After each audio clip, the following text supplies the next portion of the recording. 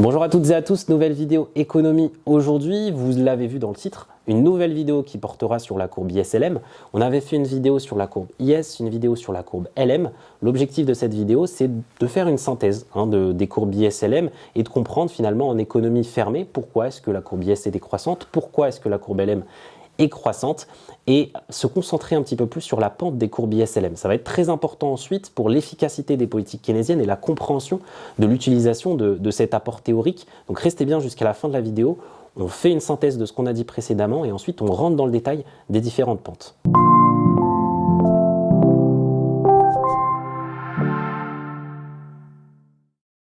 Quelques petits rappels s'imposent, évidemment, on va faire d'abord la synthèse de ce qu'on a dit précédemment et donc expliquer la décroissance de IS, la croissance de LM. Pour faire ça, quelques rappels s'imposent. Petit rappel, IS, c'est une courbe qui va représenter l'ensemble des couples de revenus et de taux d'intérêt qui permettent l'équilibre sur le marché des biens et services. D'accord ? Donc l'ensemble des couples, grand Y, petit i.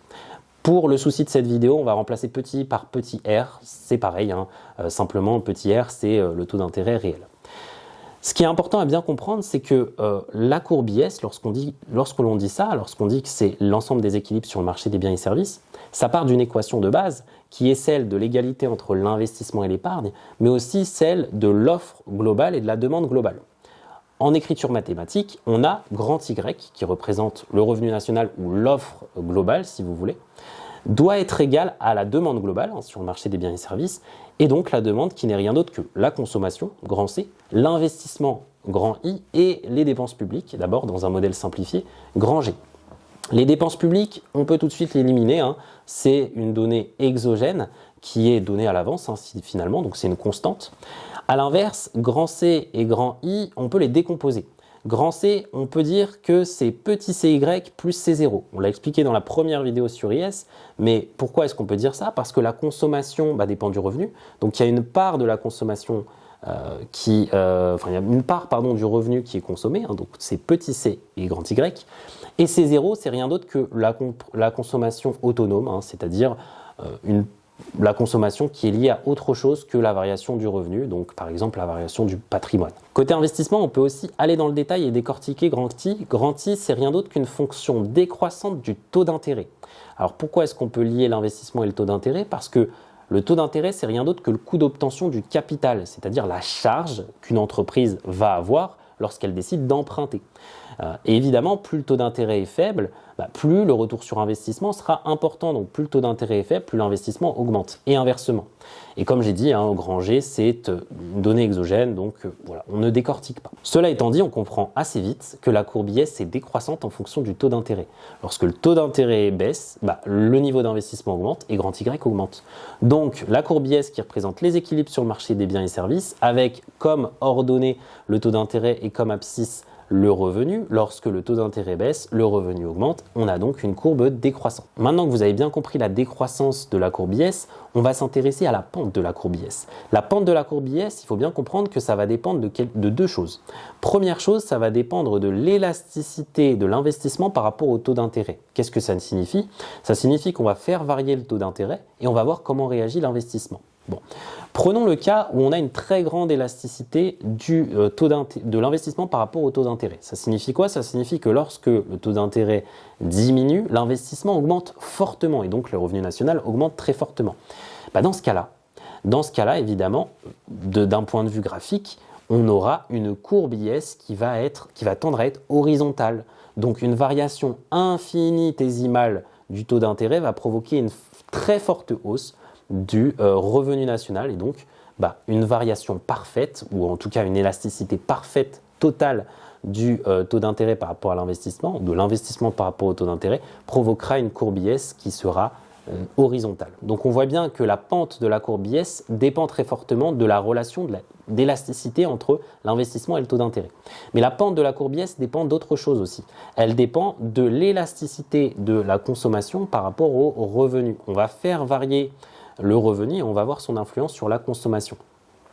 Dans le cas présent, supposons que on a la part du revenu consacré à la consommation qui diminue. Ça signifie que la part du revenu consacré à l'épargne augmente, on épargne plus. Dans ce cas-là, qu'est-ce qui va se passer? Le taux d'épargne va augmenter Et donc, sur le marché des capitaux, attention, essayez de vous accrocher, hein, sur le marché des capitaux, l'offre de capitaux va augmenter. Bah oui, comme l'épargne augmente, l'offre de capitaux augmente et donc le prix sur le marché des capitaux, qui est rien d'autre que le taux d'intérêt, va diminuer. L'offre de capitaux augmente, le prix, donc comme tout marché, lorsque l'offre augmente pour une demande constante, le prix diminue. Là, sur le marché des capitaux, le prix, si vous voulez, c'est rien d'autre que le taux d'intérêt, donc le taux d'intérêt va diminuer. Ça signifie quoi? Ça signifie que lorsque le taux d'épargne augmente, c'est-à-dire lorsque la part du revenu consommé diminue, et bien dans ce cas-là, la hausse du revenu va provoquer une très forte baisse du taux d'intérêt. Et donc graphiquement, ça signifie quoi? Ça signifie que lorsque la part du revenu consommé diminue, la hausse du revenu va provoquer une forte baisse du taux d'intérêt et donc la courbe IS va tendre à être verticale. Donc on voit bien que la pente de la courbe IS va dépendre de ces deux variables-là et ça va être très important dans l'efficacité des politiques de relance finalement dans l'activité économique et dans ses conséquences économiques. Voyons maintenant ce qui se passe côté LM. Petit rappel s'impose, hein. La courbe LM va représenter l'ensemble des combinaisons de taux d'intérêt et de revenus qui permettent l'équilibre sur le marché monétaire qui se voit rencontrer une offre de monnaie et une demande de monnaie. L'offre de monnaie, c'est grand M. La demande de monnaie, c'est L1 plus L2 plus L0. Alors, qu'est-ce que ça veut dire L1 plus L2 plus L0 ? L1, c'est la demande de monnaie pour motif de transaction. Donc, on a évidemment besoin d'argent, on a besoin de monnaie pour échanger. C'est également la demande de monnaie pour motif de précaution. L2, c'est la demande de monnaie pour motif de spéculation, on reviendra un petit peu dessus. Et L0, c'est la demande de monnaie incompressible. Alors là encore, c'est un peu comme la dépense publique tout à l'heure. C'est une donnée exogène, c'est évidemment une constante, donc on va pouvoir la retirer du calcul et la retirer de notre tête pour l'instant et pour s'intéresser et décortiquer un petit peu ce qui se passe côté L1 et L2 plutôt. Pourquoi est-ce que LM est croissante ? Parce que, comme je l'ai dit, grand M est égal à L1 plus L2. L1, c'est la demande de monnaie pour motif de transaction et de précaution qui est dépendante de quoi ? Qui est dépendante du niveau de revenu. Donc on a L1 qui est fonction de grand Y. C'est une fonction croissante du grand Y, c'est-à-dire au plus le revenu national augmente, au plus la demande de monnaie pour motif de transaction, ce qui est logique parce qu'il faut assurer les transactions. On a besoin de monnaie lorsqu'un pays s'enrichit. Donc au plus grand Y augmente, au plus L1 augmente. Côté L2. C'est une demande de monnaie pour motif de spéculation. Comme tout à l'heure par rapport à l'investissement, grand L2 va être fonction cette fois-ci du taux d'intérêt et là encore ce sera une fonction décroissante du taux d'intérêt. Pourquoi ? Parce que la demande de monnaie pour motif de spéculation va varier de manière décroissante en fonction du taux d'intérêt. Lorsque le taux d'intérêt est très élevé, la demande de monnaie pour motif de spéculation va baisser. Pourquoi ? Parce que les agents économiques auront intérêt à la détention de titres obligataires. Alors comprenez que lorsque les taux d'intérêt augmentent, la rémunération des titres obligataires augmente. Et donc, les agents économiques ont intérêt à détenir des titres plutôt que de détenir de la monnaie. Et donc, la demande de monnaie pour motif de spéculation baisse. A l'inverse, lorsque le taux d'intérêt est plutôt faible, baisse, dans ce cas-là, la demande de monnaie pour motif de spéculation augmente. Pourquoi ? Parce que c'est le cheminement inverse. Les agents économiques ont plutôt intérêt à disposer de liquidités plutôt que de titres, dans l'attente finalement d'une spéculation future et de l'achat futur de titres lorsque ceux-ci seront plus rémunérateurs. Donc on a bien une relation inverse entre L2 et le taux d'intérêt. Or, étant donné que grand M, qui est l'offre de monnaie, est fixe, dans le cas où les taux d'intérêt augmentent, la demande de monnaie pour motif de spéculation va baisser et donc la demande de monnaie pour motif de transaction va augmenter.